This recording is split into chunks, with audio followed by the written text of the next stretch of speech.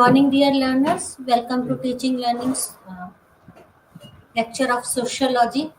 Today, we'll discuss about organizing principles. We'll discuss about the uh, about Marx perspectives and the Weber's perspectives, and then we'll move to some other matters. Organizing principles. There are three major organizing principles of social stratification. We discussed various principles of organizing stratification, social stratification. Actually, there are three major principles of social stratification, and the major principles of social stratification is status, wealth, and power. We discussed about the class, we discussed about the caste and other principles too, but three major organizing principles are status, wealth, and power. Sociological observation of many societies over a period of time have revealed some linkage among these principles in evolutionary process. Over a period of time, over a period of observation, sociologists have observed that there is a linkage between the status, wealth, power, and the social stratification. Social stratification comes into being in society when social gradation or ranking is done on the basis of an entire group of people, such as gradation based on the caste and class in our society. So, stratification, when the stratification comes into existence, when we have started ranking on the basis of the entire group, right, of people, such as gradation on the basis of caste, class, wealth, status, power. Right. Now, what is status? Right. This is the earliest principle of social stratification. Status in the language of stratification means ranking of groups in a society on the basis of their relative position in terms of honor and respect. What is the status? The position which one holds in the society, that is the society. And on the basis of that, we have started grading the people, right? Ranking, we have started ranking of groups in a society. On what basis? On the basis of their relative position in terms of honor and respect. Which group is more honorable or respectable than the other group, right? When we have started ranking a group or grading a group, right, ranking or grading a group in a society on the basis of their respect and honor. Honor is a qualitative attribute which member in a status group enjoy by birth.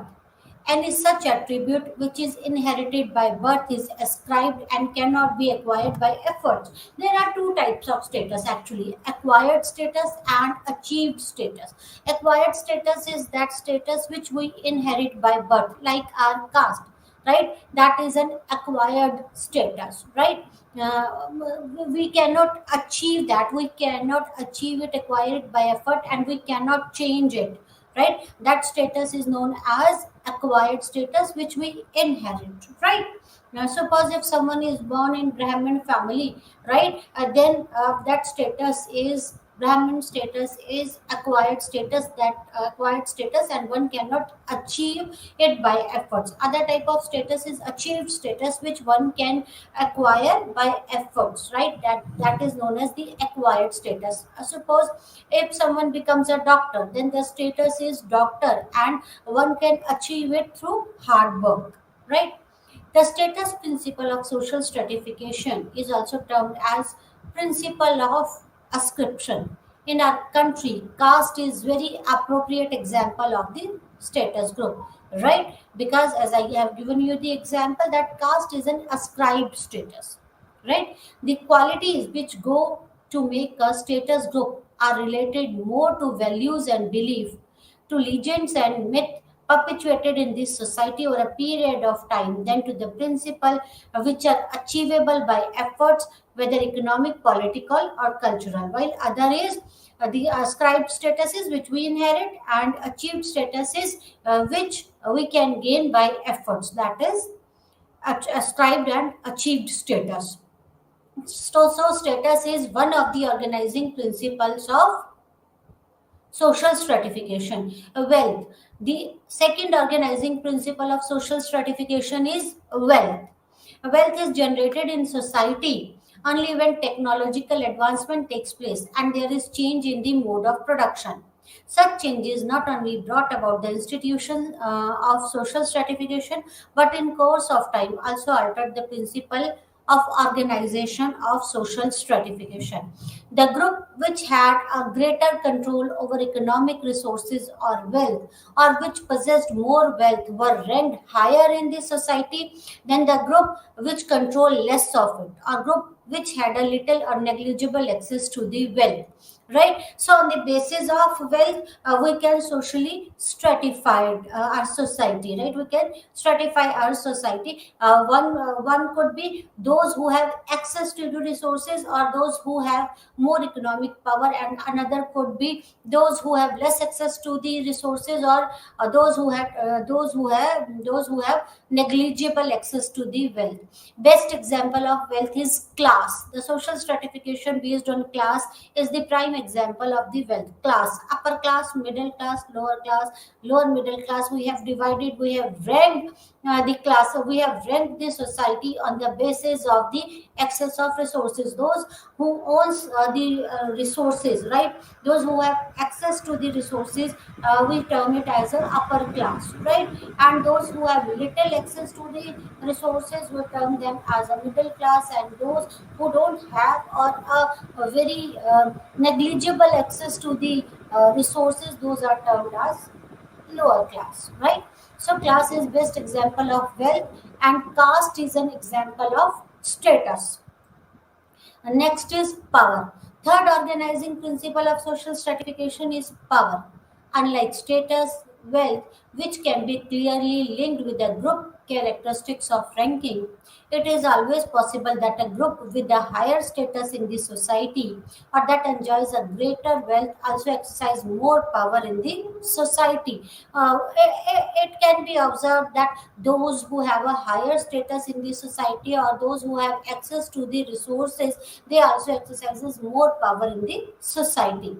The concept of power, as Max Weber has discussed in his treatment of social stratification, rests on the fact that it endows the person or a group which have power to impose their will on other group by legitimate use of coercive method.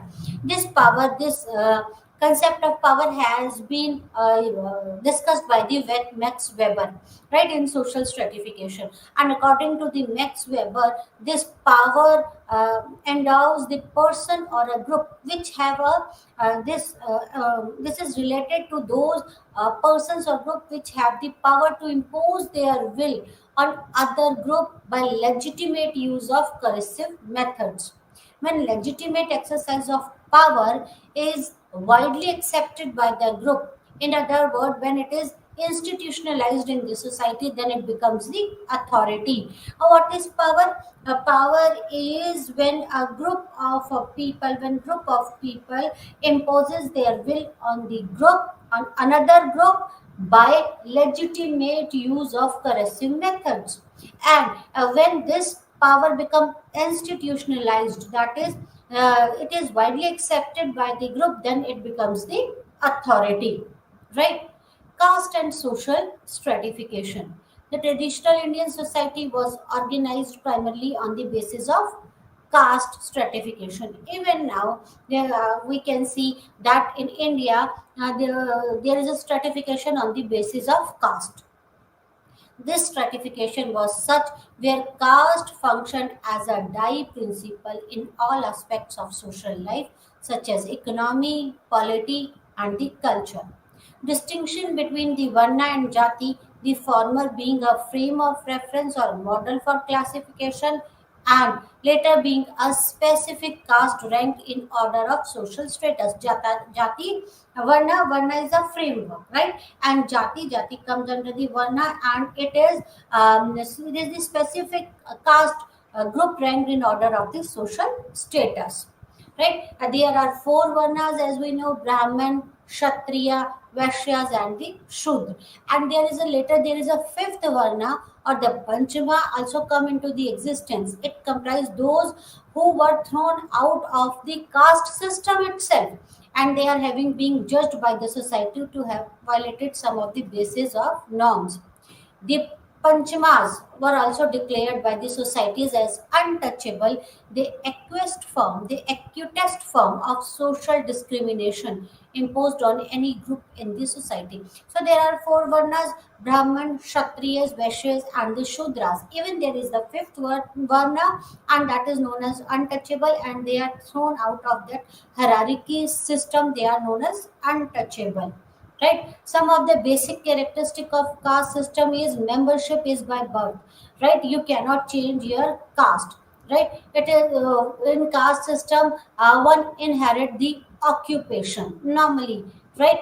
Pollution and purity ascribed by the different caste in term of varna hierarchy, right? We consider few caste as pure and few as impure. There is an endogamy is rule of marriages are there. Mutual repulsion or segregation is there on the basis of the caste. Dimension or basis of social stratification. The basis or dimension of social stratification refers to different level of differentiation which are made to allocate a people in a given society, right? See, sociologists present the three bases. Right, we discuss about status. Caste is an example of status. Wealth, class is an example of wealth. Class class refers to differentiation at the level of wealth, right? It is the best example of class is the best example of wealth. In this sense, it can be termed as the economic differentiation. Such changes not only brought about the institution of social stratification, but course of time also altered the principle of organization of social stratification, right? With the development of the classes, right, it has made changes in the organization principles of social stratification. Now, on the basis of wealth, on the basis of class, we can stratify our society. Economic advancement led to generation of more wealth in society, more accumulation of the markers of wealth. Is it the form of food, grains, cattle, metals, materials, or money? Right? At this stage, the group which had a greater control over the economic resources or wealth, or which possesses more wealth, were ranked higher in the society than the group which controlled less of it, or a group which had a little or negligible access to the wealth. So, on the basis of the wealth, we can stratify this society, we can categorize this society. One is those who have more access to the society, who have more resources, economic resources, they are placed at the higher level of the hierarchy than those who had less access to the then who have less resources, economic resources, right? And social stratification on the basis of wealth is the best example of the class. Marx on social stratification, right? See, Marx, as we know, he is a materialistic sociologist. According to Marx, it's the economic activity which is the base of each and everything. Base economic activity is the basis of social activities, right? And for social, according to Marx, for social stratification, economy is actually responsible for social stratification. And Marx used historical materialism as a theory to understand the social change. We discussed about the materialistic historical materialism theory of uh, Marx, how the material has changed the society, right? All the living things which depends on the nature for the survivals, and human being also depends on the nature for its survival. The basic difference between human being and other living thing is that they can transform the nature of their survival, right? It means everyone depends on the nature for their survival. Even human being depends on the nature for their survival.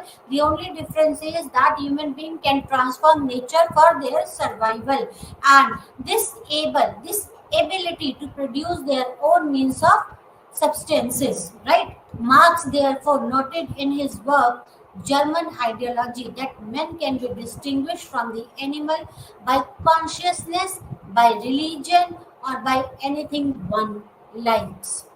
It was through production that human beings developed, right? So, according to Marx, it's an economic activity which is responsible for social stratification.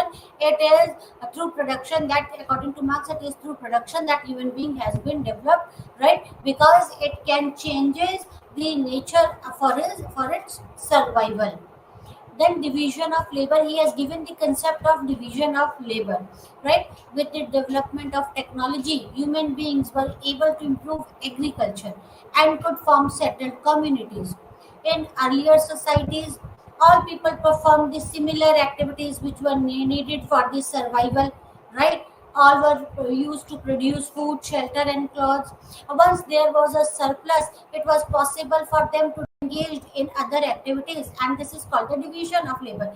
In earlier society, the skill set of each and every individual was same, and they were producing the similar type of the things, and there was a barter system. But with the advancement of the technology, right? With the advancement of the technology, then there was the diversification in the activities. Like some started producing foods which was sufficient for all, and others started working on something else. The skill set of each and every individual, now the skill sets are different in modern society with the advancement of the technology, and this is known as the division of labor.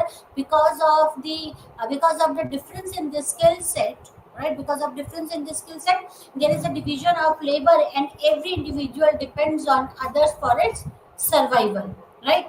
And this division of labor resulted in some people gaining control over the mean of production by excluding others, right? Thus, property which was held by all came under the direct control of only some members, giving rise to the notion of private property. And now the interest of all people were no longer common. This is how the society has changed. There were difference in the interest, right? Thus the interest of individual become different from the interest of the community. Marx stated the division of labor and private properties are identical expressions. Because of division of labor, everyone has a different skill set, and because of the division of labor, some owns the property and some don't. And according to Marx, this division of labor and the private property are identical expression. It implied the contradiction between the individual and communal interest, because few people own the properties or the private properties. Now the interests are individual interest. Now individuals are no more common interest. So there is a contradiction between the individual and the communal interest. The difference which occurs in human societies, which are due to existence of the private property, led to the formation of classes which form the basis of social stratification. Classes on the basis of wealth, right? Classes are formed. So because of division of labor, right? And that there is a difference. There is a difference because some owns the mode of production and others don't, right? And these differences which occurs in the human society because of these private properties, right? This leads to the formation of classes, and this classes is the basis of the social stratification. In all socially stratified societies, there are two major groups: the ruling class and the subject class. Ruling class is that class which owns the mode of production, which that class which has access to the resources, economic resources, and the subject class which don't have which don't own the mode of production, which don't have access to the mode of production. So according to the Marx, because of division of labor, the concept of private property, it has given rise to the concept of private property, and this private property it has given rise this private property is because some owns the mode of production. Those who owns the mode of production becomes one class, that is known as the ruling class, and the others which don't own the mode of production, those subject that forms another class, and that class is known as the subject class, right? The ruling class exploits the subject class as per Marx, and as a result, there is a basic conflict of interest between the two classes. As per Marx, the various institutions of the society, as the legal and the political system, religion, etc., are instruments of the ruling class domination and serves to further its interests.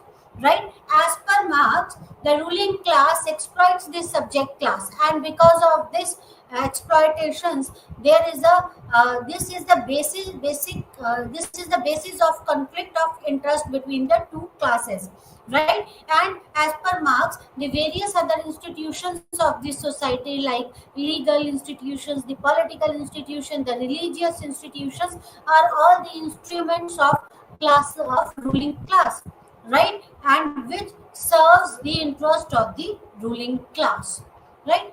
What is the meaning of class as per Marx? Marx used the term class to refer to the two main strata in all stratification system, right? So according to the Marx, this class is what the class are the two stratas in stratification systems.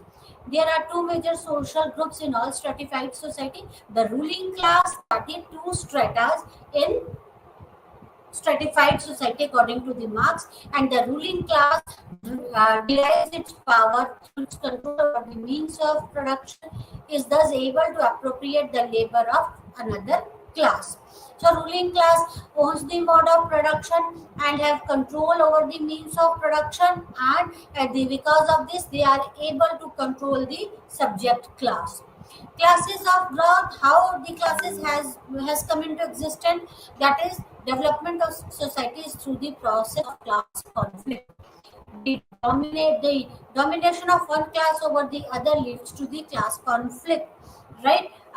We discussed this theory of Marx, that that with the development of a society, that one society came into existence because of the class conflict in the previous society. The class conflict in one society has given rise to another society, right? Historical materialism, right? We discussed this theory. The development of one society is because of the class conflict of the previous society, and the domination of one class over the other leads to the class conflict. Why there was a class conflict? Because of the domination of one class over the another class.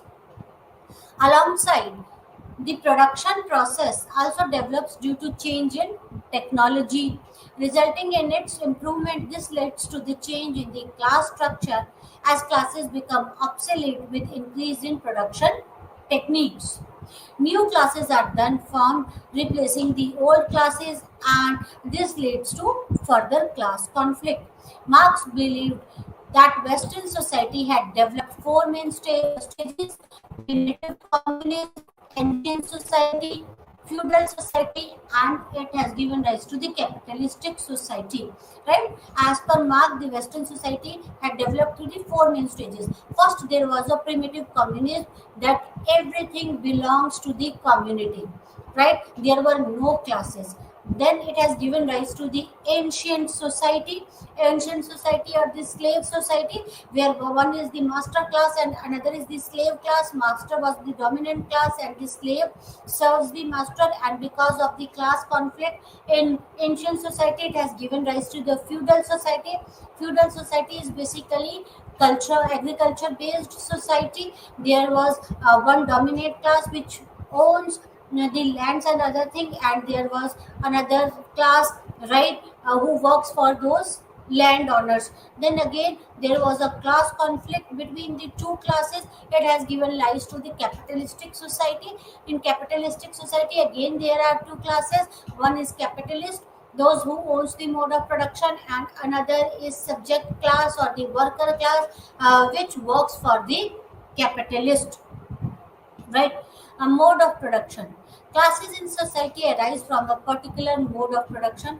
Example, in capitalistic mode, the production, higher level of technology, capital comprises the means of production. And this creates a system where one section owns the mode of production and others don't. And they get bifurcated into two classes, the capitalist class and the worker class. This is what I told you. Class struggle. Now, what is the class struggle? The class struggle is a recurring feature according to Marx in all society. It is a recurring feature, and because of this class struggle, it gave rise to the another society. It is responsible for the origin of the another society. This struggle, he says, in is inevitable because of ruling class in every society sows the seeds of its own destruction sooner or later. So, according to the Marx, the ruling class itself is responsible for its destruction, right? Oppression, economical, political, ideological, is a feature of a class struggle. Exploitation leads to rise of opposed class, thus they feel alienated from the system which they help in treating. Without labor, for instance, capitalists can never subsist. See, there was an economic operation, political operation, and the ideological operation of the working class, and this is the feature of the class struggle. It leads to the class struggle. Then the exploitation leads to the rise of, and then because of this exploitation, it has given rise to the rise of opposed class, and this can lead to the class struggle, right? The worker class feel alienated, right? A consciousness develops around which working class is formed, and when they clash with the operation, they overthrow the system, leading to a new stage of social formation and abolition of private means of ownership, as a consequences of which classlessness emerges. See, what is the class struggle according to this theory, right?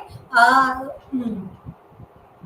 There are the two classes. As per Marx, there are two classes: the ruling class and the subject class. Ruling class owns the mode of production, and the working class works for the ruling class. Right? The ruling class oppresses the working class or the subject class economically, politically, ideologically. Right? And those religion, politics, and legal institution helps the ruling class in this operation, and this exploitation leads to the class struggle. This rise to opposed classes, right? And they feel, because of this exploitation, the working class feel alienated from the system which they were helping in treating. Without labor, right, they feel oppressed, and the worker are alienated from the system. And the day when this consciousness develop around the, and the day will come, as per Marx, that consciousness will develop around the working class, right? And there, and on that day, when the working class, till date the class, according to Marx, the working class is class for itself. And when the consciousness develop around them, then they will become class in itself, right?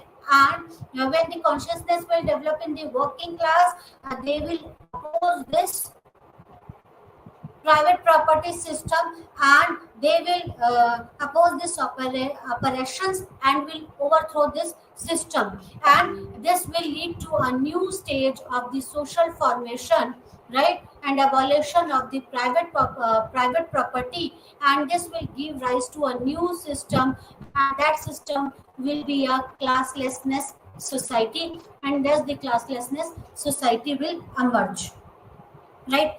What is class consciousness?